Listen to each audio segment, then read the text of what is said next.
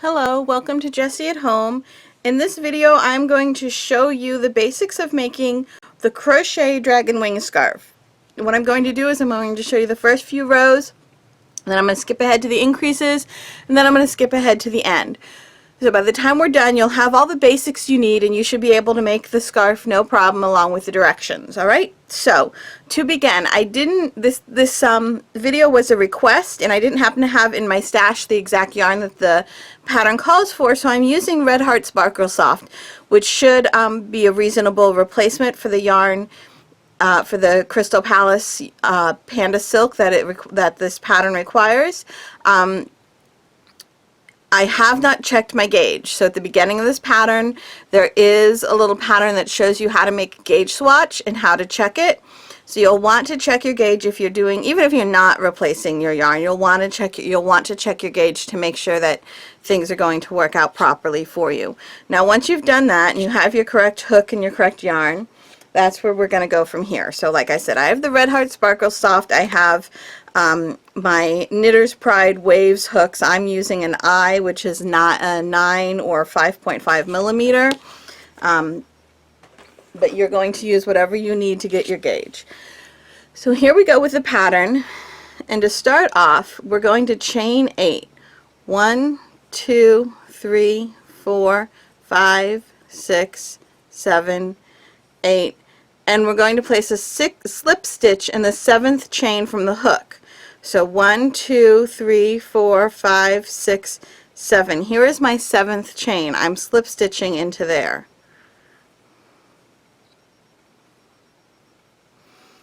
Now we're going to chain 7. 1, 2, oh sorry, I skipped. We're going to chain 12. That was 1, 2, 3, 4, 5, 6, 7, 8, 9, 10, 11, 12, and slip stitch into the 7th chain from the hook. 1, 2, 3, 4, 5, 6, 7. We're going to do that 4 times. So that was once. 1, 2, 3, 4, 5, 6, 7, 8, 9, 10, 11, 12, and then count 1, 2, 3, 4, 5, 6, 7, slip stitch. That was 2. 1, 2, 3, 4, 5, 6, 7, 8, 9, 10, 11, 12. Count 1, 2, 3, 4, 5, 6, 7.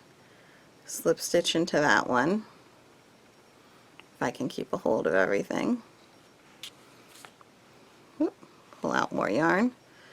Okay, that was my 3rd repeat, and I have to do this 4 times. That was only 3. So 1, 2, 3, 4, 5, 6, 7, 8, 9, 10, 11, 12, and count 1, 2, 3, 4, 5, 6, 7, slip stitch.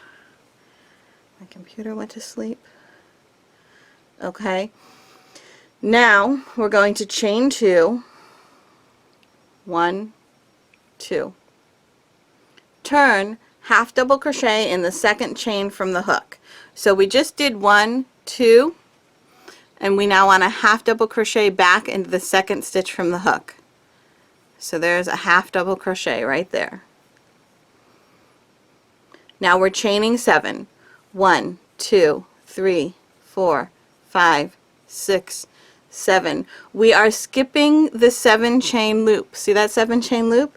And then we're skipping 1 chain as well. We're going to place a single crochet, chain 2, single crochet in the next chain.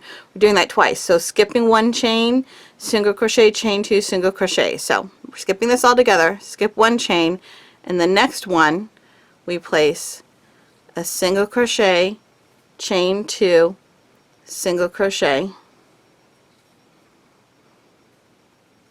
Skip another one, and then in the next one place a single crochet, chain 2, single crochet. we're skipping this chain 7 again and this one, but we're also skipping the chain 7, and then we're going to repeat. So here's the chain 7, here's the next chain that I'm going to skip, and oh, we're skipping the chain 7, we're doing 7 chains, 2, 3, 4, 5, 6, 7, and then skipping this chain and doing our single crochet, chain 2, single crochet, single crochet, chain 2, single crochet, skip 1, single crochet, chain 2, single crochet. Now there's our loop again, which we're going to chain 7, 1, 2, 3, 4, 5, 6, 7, skip that loop, skip the next chain, and do single crochet, chain 2, single crochet, skip 1, single crochet, chain 2, single crochet.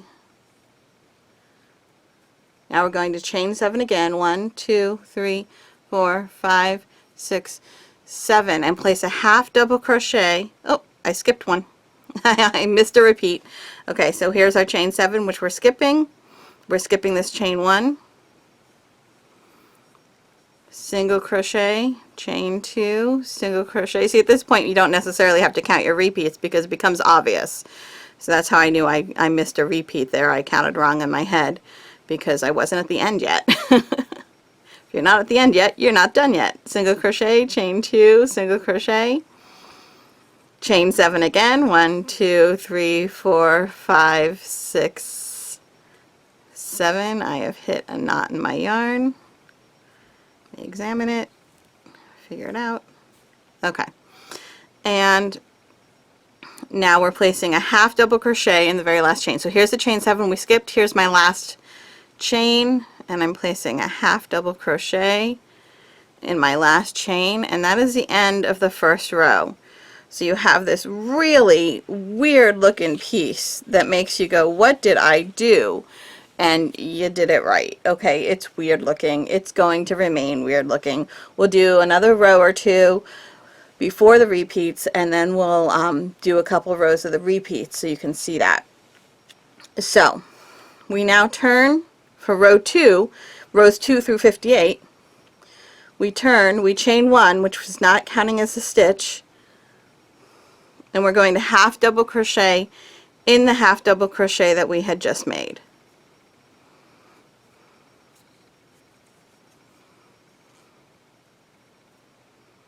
And now we are going to chain 7, 1, 2, 3, 4, 5, 6, 7, single crochet, chain 2, single crochet in the next 2 chain spaces.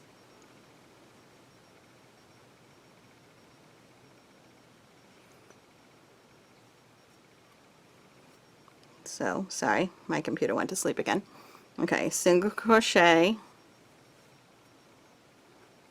chain 2, single crochet in the next chain 2 space, and then do that again, single crochet, chain 2, single crochet, and then we're going to chain 7, 1, 2, 3, 4, 5, 6, 7. We're going to do that again, single crochet, chain 2, single crochet in the chain 2, and again, single crochet, chain 2, single crochet, pull out some yarn,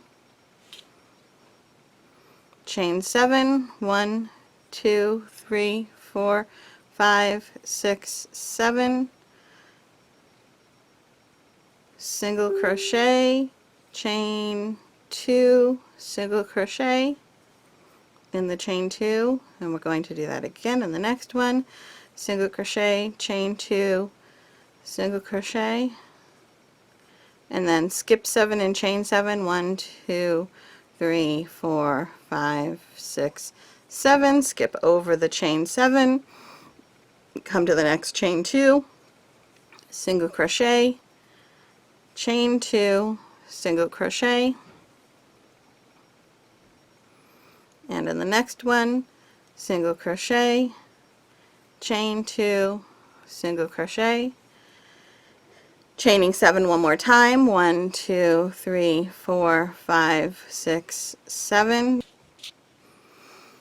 Okay, we did the last chain 7, and now what we have is what looks like a really funky loop. Alright, and it might have been switched around or something on you. You want this connected loop at the bottom and the free loop at the top, and you'll see there is actually a half double crochet right here. Okay, you're going to half double crochet into that. It might be hard to find. There it is. Half double crochet into that. Okay, now we are ready to repeat row 2 again a couple times, well, more than a couple times, all the way through row 58. And then we're going to go to row 59. We're going to turn on row 59. We're going to chain 1 and half double crochet into the half double crochet. Chain 7.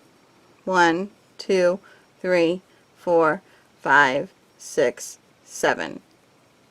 Single crochet, chain 2, sorry, I'm reading the wrong one. Yeah, single crochet, chain 2 into each of the next chain 2 spaces. So, single crochet, chain 2, single crochet, and then do that again over here. Single crochet, chain 2, single crochet. Now we're going to chain 7. 1, 2, 3, 4, 5, 6, 7. Chain 7. Single crochet, chain 2, single crochet in the next chain 2 space. Single crochet, chain 2, single crochet in the next chain 2 space. Now we're going to chain 1. And we're going to single crochet, chain 2, single crochet in the next chain 2. So we kind of did what we did before, only we put a chain 1 in between those 2 clusters.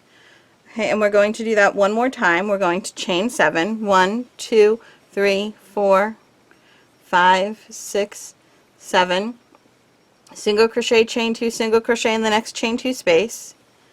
Single crochet, chain 2, single crochet in the next chain 2 space, chain 1, and then single crochet, chain 2, single crochet in the next chain 2 space, single crochet, chain 2, single crochet in the next chain 2 space, and then chain 7. 1, 2, 3, 4, 5, 6, 7. Single crochet, chain 2, single crochet in each of the next 2. So you can see there are 4 kind of flat sections in between the 5 loops, and on this row we're only adding the increase in the middle 2 of those 4 sections. Alright, this piece, it increases in the middle first, and then it starts increasing on the ends as well. We're chaining 7 now. 6, I think that was 7. And then half double crochet in the last piece. Okay. And that is going to continue. Those increases, they're going to continue. You just have to follow along with the pattern as far as what the increases are and where they go. And then when you're all done, you'll have these loops down at the bottom, and what you do, let me pull this up. I have several videos showing this. This is the Jacob's ladder technique. So if you want a lot more explanation on the looping, take a look at my Jacob's ladder tutorial. But there's these loops that are joined at the bottom, and you just take that bottom loop, you take the next loop and pull it through. Then you take the next loop and pull it through. Then you take the next loop and pull it through.